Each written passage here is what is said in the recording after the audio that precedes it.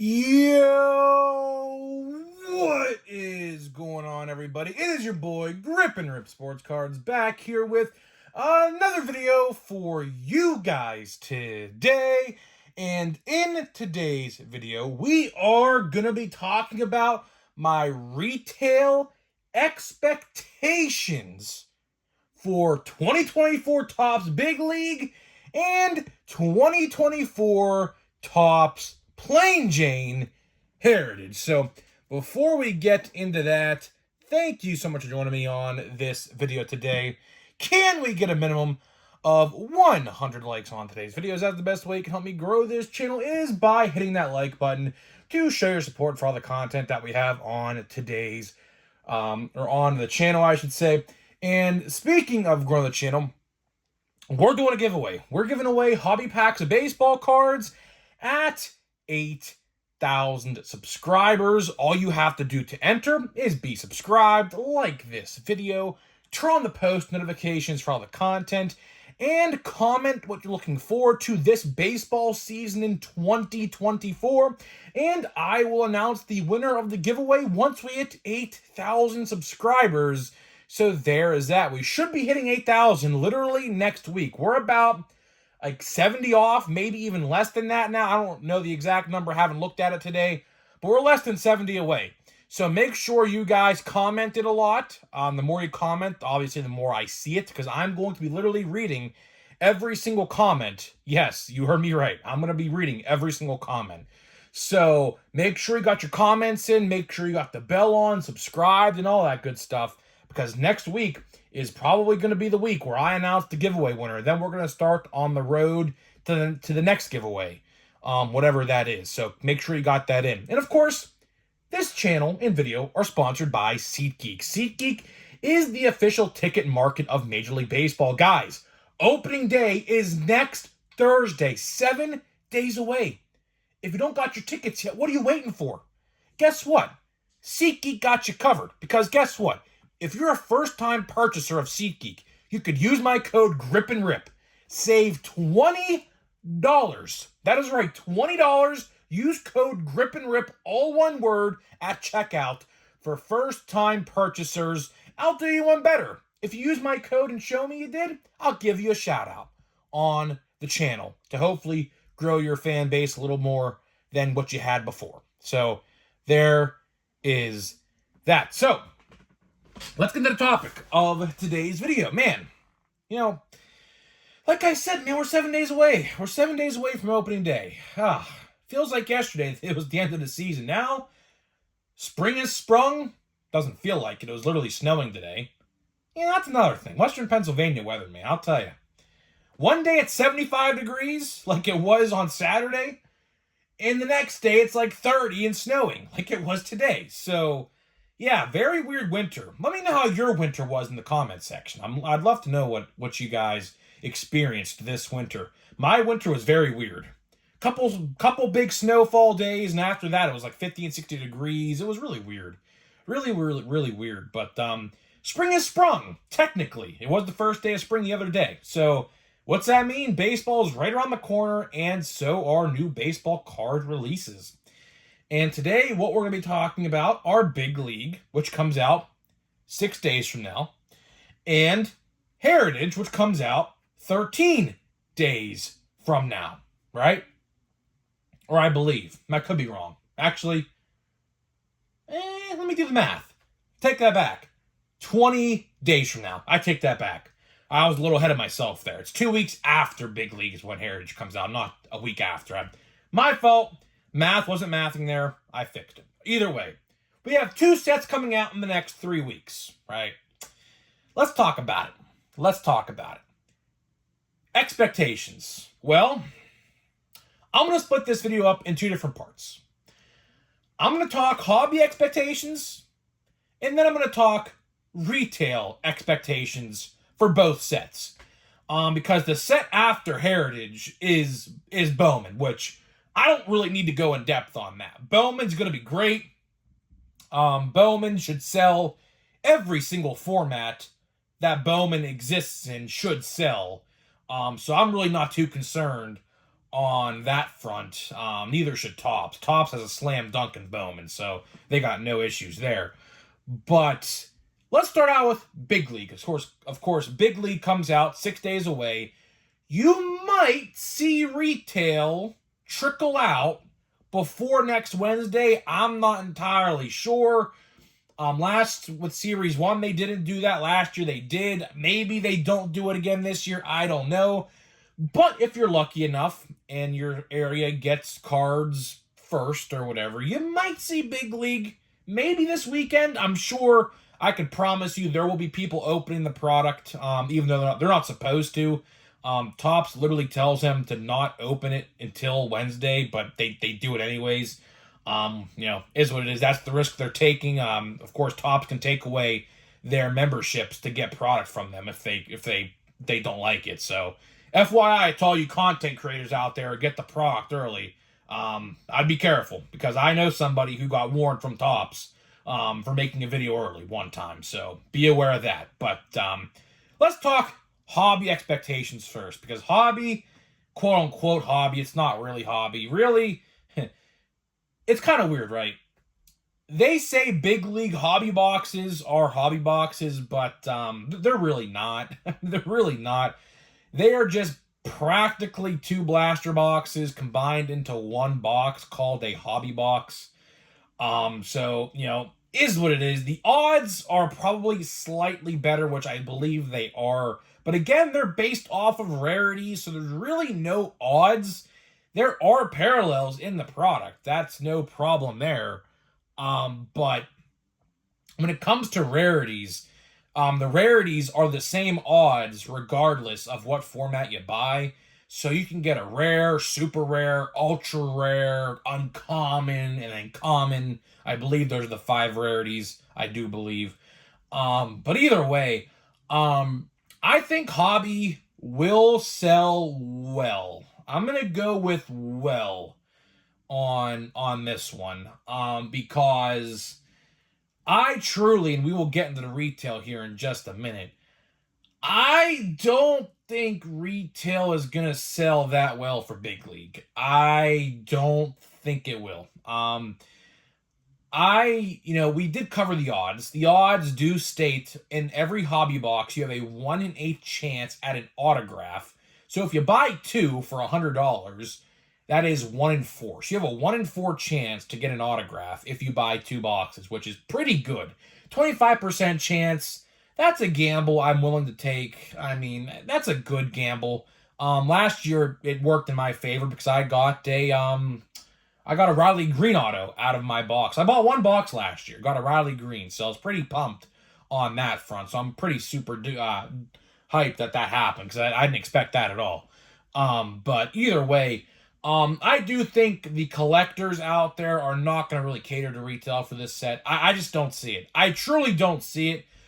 Simply because I don't know what the autograph odds are. Actually, I do actually. It's like 1 in every 100 something boxes for that. So, yeah, clearly, I mean, listen, right? Here's what we have to understand. Here's what we have to understand at the end of the day with Big League. Big League is really made for kids, ultimately. But, I mean, who are the ones buying the product for kids? The parents. And the parents are adults like you and I. So really, it's intended for kids, but a lot of adults get into it as well. Mascot cards are inserts in this set like they always are with Big League and opening day in the past. The inserts look very much childlike, but either way, I mean, they're really cool. Hey, here's how I look at it. It's a lot better than opening day. I did not stand opening day. Opening day was literally a poor reskin of Series 1 with worse card stock, no foil Topps logo, and same pictures and everything. So, honestly, see you later, opening day. You guys know I never liked opening day, and I will always say that. Opening day was a waste of a product. It was. It was. 110%. And luckily now, with Big League taking its spot, that is no longer the case. So really and ultimately, I do think hobby will sell well. It's hard to say with retail. I don't see retail doing well at all. Retail it might do well for the fact that there might be, like years past, cutout cards on the back of the box where you can cut out, and I believe there's like 4 or 5 to collect. I believe they're gonna do that again. I don't know why they wouldn't do that again. I'm assuming Ellie would be one. I'm taking a guess saying Otani as a Dodger would be one, although some news came out about Otani, which is pretty interesting to say the least. I don't want to, well, I will talk about it on the podcast, cheap plug. Purely podcast. We will be talking about that in the next episode. What the news that came out last night about Otani and his $4 million apparently that was stolen, which I surely don't believe that. But we'll talk about that more in depth there. But Otani, I could imagine be one of the cards on the back. I could assume Trout, maybe Henry Davis. I don't know. Maybe just maybe Yamamoto. I'm not entirely sure. But either way, I could see that doing well. Now for the fat packs, because there are fat packs of this product as well, I don't think those will do well at all. Those odds, I looked at those odds, they are awful. There's really no reason to buy those unless you want to like complete the set and like you have like a couple cards you need to like complete the set for. You might buy a couple fat packs just to, chance your luck. But yeah, that's pretty much all I got to say about Big League. We will cover a lot more of Big League in the coming days, so stay tuned for that. And the next set I want to get into briefly, which we will talk a lot more about in a couple weeks, is Plain Jane Heritage. Plain Jane Heritage. Interesting. Very interesting indeed with this set. You see, this answer might shock you. I think retail will do better than hobby. I do. And I have made a whole video about this, like, about maybe a week ago. With the news of the blue speckles and the red borders in monster boxes at Walmart and Target, of course, Target being red, Walmart being blue speckle, I think that might be the best format to buy of this product. I do. Because really and ultimately, if you're buying Heritage hobby boxes, most likely you're going to get a relic, and that relic can be found on eBay for $5, envelope, plain white envelope shipping, so free shipping essentially, right? So really and ultimately, I don't think hobby boxes will sell well. As a matter of fact, I'll even say this. My hobby store guy still has hobby boxes from Plain Jane and Plain Jane High Number from last year still on his shelves. Nobody is buying them.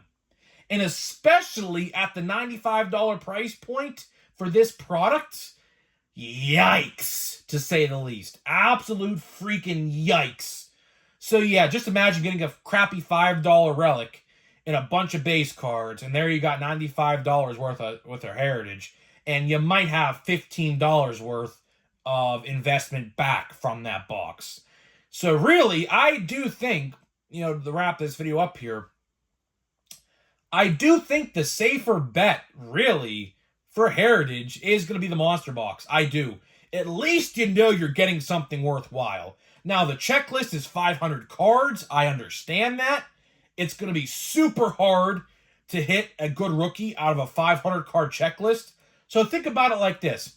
Out of a 500 card checklist, you have 3 chances. I think there's 3 in each. I don't know exactly. I know there's 3 blue speckles.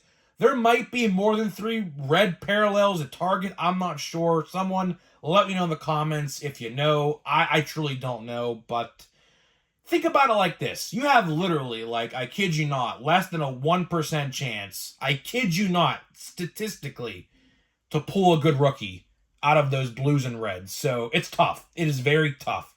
But if you do pull something good, it's going to go for a lot of money because it's so tough to pull. That's even saying for the numbered parallels as well. The numbered parallels, if you pull one of a big rookie, can go for a ton of money because, again, 500 card checklist, super hard to pull that one specific rookie that you're looking to get. I'll be on the hunt for Henry Davis and Jared Triolo and Andy Rodriguez, of course, because you know, I'm a Pirates fan. I have to do that. And Kutch. Maybe Kutch is in the checklist. I don't know. I have to look at the checklist. I don't even know if the checklist is even out for Heritage yet. It should be very soon, though, so stay tuned for that. But ultimately, to wrap this video up, I just wanted to give my thought and opinion on the expectations I have for retail compared to hobby for these sets. Blaster boxes for Plain Jane, they'll sit. No one's gonna buy them. Nobody is gonna buy them. I mean that wholeheartedly. Hanger boxes, I don't think people will buy either. I just don't see it. Monster boxes, I think, will be the way to go. Fat packs, I do believe, are back in Heritage as well. I don't think no one's going to buy them either, considering the fact that you could search those and everything like that. Fat packs are kind of like the last resort kind of thing. Like, if there's nothing left on the shelf, that's what you buy. That's kind of like what that's used for in my eyes. I never buy fat packs if they're on the shelf. One, they could be damaged. Two, if you're not at the restock when it first happens, they are most certainly searched. You could, there's a way to search those. I'm not entirely sure how to do it, but apparently someone has found out a way to search in the middle of the fat packs. I don't know. Literally, I mean, I don't know how you do it. I truly don't know how you do it. Even if I did know how to do it, I honestly and genuinely wouldn't say how to do it because I don't want that information out there. That ruins the hobby. So I wouldn't ever say it if I knew how to do it anyways. But either way, hopefully you guys enjoyed this video. So to wrap this video up, we're going to open 2 packs of the last Fanatics Series 1 blaster I have. So this is it for Series 1. This is it. These last, how many packs are in here? 9 packs? These last 9 packs are it. I don't see myself buying any more Series 1. I don't. I love Series 1. Series 1, in terms of my hits, haven't really been that good, to be honest with you, but is what it is. The design's great. Rookie checklist is great. Nothing much more you can really ask for at the end of the day. We will see all these familiar faces once again in Chrome. They'll have the exact same pictures probably on their Chrome card, I would have to imagine. I'm just taking a guess there. That's typically what they do. So, you know, is what it is. After these last 9 packs here, which we'll have 7 left after this video, I am officially saying goodbye to Series 1 for 2024. So let's get 2 packs out here. Let's put this box down here on the ground. Still looking for a redemption. I mean, redemptions are so hard to pull in these boxes. I think they're like one in every like 100 boxes or something like that. So I don't expect to ever pull one. Just not the mentality to have. You don't want to have the mentality of going into it thinking you're going to get one because you're going to be very disappointed if you don't. So let's see here. Honestly, could probably flip through these base cards, honestly, but we'll look through them. Ha-Seong Kim, Taylor Ward, Vogelbach, Salvador Perez, Yandy Diaz, Bregman, Goldschmidt. Arteal is Jordan Westburg. That's pretty good. That's a decent one. That is a decent one. And Juan Soto Stars MLB. So another decent rookie teal. I will take that. I'm going to put that aside because that is definitely one to top load. So, all right. I like the start of this 3rd box. The 2nd box wasn't really that good. The 1st box was we pulled an Ellie teal. So Ellie, of course, you know, you would want that one. So that was a good start too. And look at this. Jordan Westburg leads off the 1st card of the next pack as well. So let's see what we got here. I don't know what we got. Some probably, I think, All-Star or 2023 greatest hits or something. Endy Rodriguez, that's a good one. Not going to play this year, though, but that's a good one. We have a Shohei Ohtani. Speaking of Shohei Ohtani, there he is. There he is. Shohei Ohtani, still in an Angels uniform. I really do advise you guys look up what happened with him. Listen, I don't want to say anything that he didn't do, but there's Eduardo. He is a Diamondback now, and Bryce Harper stars MLB. I don't want to say anything because we don't know everything out yet, but sounds like he was pulling a Pete Rose. If you guys all know what Pete Rose did, so sounds like he might be pulling a Pete Rose. I don't know. We have to wait and see. Very interesting story, though. I mean, I would be shocked. I would definitely be shocked if if what I think happened, which I mean I don't want to, obviously say he did it because we don't know that, but might be gambling. I don't know. Obviously, you can't gamble in professional sports. That's literally like you're done. So I don't know. Interesting. I don't know, man. I don't know. Hopefully not. Shohei is so good, and hopefully that does not happen, and hopefully that doesn't can be confirmed. But we'll see. I don't know. Very interesting. Apparently, his speaking guy like took 4 million, and I don't know. It's a big story. Read into it. More will come out about it. We'll talk about it on the podcast this week or next week, whenever the episode goes live. So, guys, thank you so much for joining me on this video. Let me know what you think, and I'll see you guys in the next video.